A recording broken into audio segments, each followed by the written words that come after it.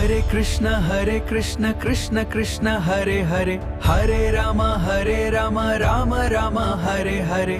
એક બાપને તો તોતડું બોલતો દીકરો જ પસંદ આવે છે. મોટો થાય પછી એટલું બહુ ન ગમે, પણ જ્યારે નાનો હોય અને જ્યારે તોતલી ભાષામાં બોલતો હોય ને, ભલે તૂટલું ફૂટલું બોલતો હોય, એને આવડતું પણ ન હોય, છતાં પણ એ મા બાપની ભાષા બહુ ગમે છે. એમાં વેદ વેદાંતિની ભાષા કંઈ આપણે બોલવાની આપણી ઓકાત જ નથી, તાકાત જ નથી કે રાધા તત્વ વિશે કંઈ બોલી શકીએ. પણ છતાં પણ આપણે પ્રયાસ કરીએ કે આ રાધાએ કૃષ્ણ સાથે કેમ પ્રેમ કર્યો છે, એ પ્રેમની પરાકાષ્ઠા શું છે, એ પ્રેમની સીમા શું છે. કારણ કે રાધાના પદચિહ્નો પર ગોપિયા ચાલી છે, અને ગોપીઓના પદચિહ્નો પર ચાલીને આપણે પણ દાસના રૂપમાં રાધાને કૃષ્ણની સેવા કરવી છે. ગોપીર ભરતું પદ કમલ્યોર દાસ દાસાનો દાસ. ચૈતન્ય મહાપ્રભુએ કીધું છે, આખી દુનિયાને આનંદ દેવા વાળા નંદ ઘેર આનંદ ભૈરો. કૃષ્ણનું નામ જ છે કે કેવી ભૂમિ, કૃષિ એક એવી ભૂમિ જ્યાં આનંદની ખેત, આનંદનો પાક થાય છે. કૃષિ, કૃષિ ન વાચક, કૃષ્ણ શબ્દનો જ અર્થ એ થાય છે. કૃષ્ણ એટલે કે એવું ખેતર જ્યાં આનંદના બીજ વાવવામાં આવ્યા છે, અને ત્યાં આનંદનો પાક થાય છે, આનંદના ફળ ઉગે છે. એનું નામ છે કૃષ્ણ. જેનું નામ લેતા જ પરમ શાંતિનો અનુભવ થાય છે. કૃષ્ણનું નામ લેતા જ હૃદયને ટાઢક વળે છે. કૃષ્ણનું નામ લેતા મનને શાંતિ મળે છે. કૃષ્ણનું નામ લેતા અંતઃકરણ શાંત થાય છે. અને એનું નામ લેતા જ અચાનક કૃષ્ણ નામ લેતા જ અનેક ચિંતાથી ગ્રસ્ત આ બુદ્ધિ શાંત થઈ જાય છે. કૃષ્ણનું નામ લેતા વાસ્તવમાં જીવને આનંદ આવે છે.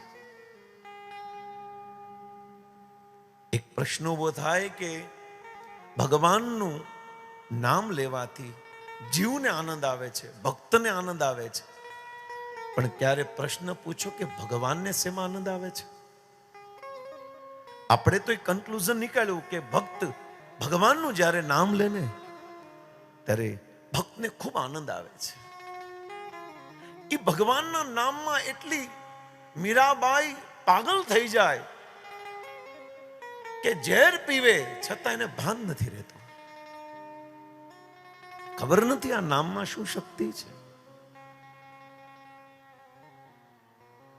ભગવાનના નામમાં એટલી તાકાત છે, ખબર નથી કે પ્રહલાદ એ હોળિકાના ખોળામાં બેસે છતાં પણ અગ્નિ સ્પર્શ નથી કરી શકતી.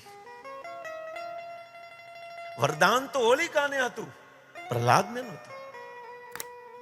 પણ છતાં પણ પ્રહલાદને વરદાન નહોતું, પણ ભગવાનનું સ્મરણ હતું. આ સ્મરણ એટલું પરિપક્વ થઈ ગયું કે જે આગ દજાડે પણ એ આગ પણ ભગવાનના નામ સામે શાંત થઈ ગઈ. આવા ભાગવતમાં અનેક ભક્તો છે જેમણે ભગવાનનું નામ લેતા પાગલ થઈ જાય છે, એને ભાન નથી રહેતું.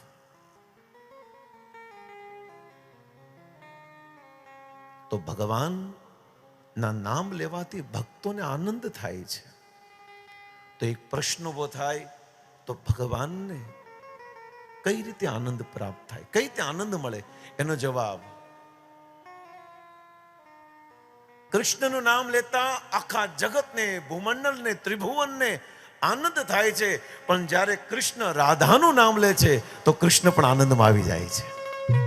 આપ સોચો. એટલા માટે ભગવાનને પણ આહલાદ, પ્રહલાદનો અર્થ થાય છે જે બધાને આનંદ આપે છે. આહલાદ એટલે કે આનંદ દેવો, એટલે કે પ્રકૃષ્ટ રૂપેણ આનંદ. અને આહલાદ અત્યંત આનંદ દેવાળી શક્તિ કોઈ હોય તો એ રાધા છે. એટલા માટે રાધા રાણીને આહલાદની શક્તિ કીધું છે.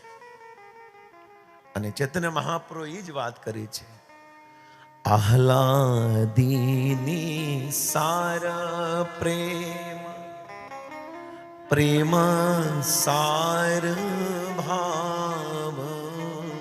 પણ આપણે આમથી આગળ વધવું છે. જે કૃષ્ણને પણ આનંદ આપે છે એનું નામ છે આહલાદીની રાધા.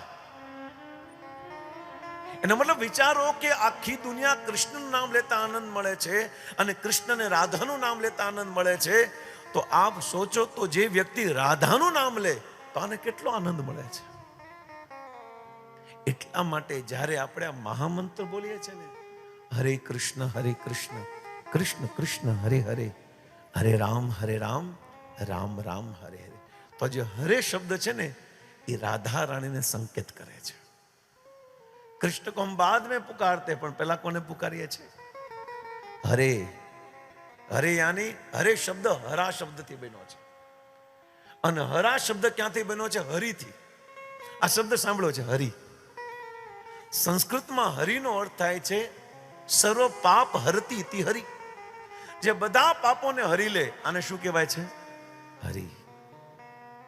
બીજો અર્થ થાય છે હરિનું એટલું સુંદર સ્વરૂપ છે ભગવાનનું કે બધાને આકર્ષિત કરી લે હરિ. પણ એ હરિને પણ કોણ આકર્ષિત કરી લે? એ હરિ જે આખી દુનિયાને આકર્ષિત કરે, એ હરિને પણ કોણ આકર્ષિત કરે? રાધા. એટલા માટે હરિને જે હરી લે એ હરા. સમજો આ શબ્દને. જે હરિને પણ હરી લે, આપણા પાપ હરી લે એ હરી, પણ હરીને પણ જે હરી લે એ હરા, એટલે કે રાધા. રાધાનું બીજું નામ શું છે? હરા. પણ હરા શબ્દ તમે ન બોલી શકો, કારણ કે સંસ્કૃત સાહિત્યમાં દોષ છે. એટલે સંસ્કૃત સાહિત્યમાં હરા શબ્દ 7મી વિભક્તિમાં હરે થઈ જાય છે. શું થઈ જાય છે? હરે. એટલે આપણે શું બોલાવીએ છીએ? હરે કૃષ્ણ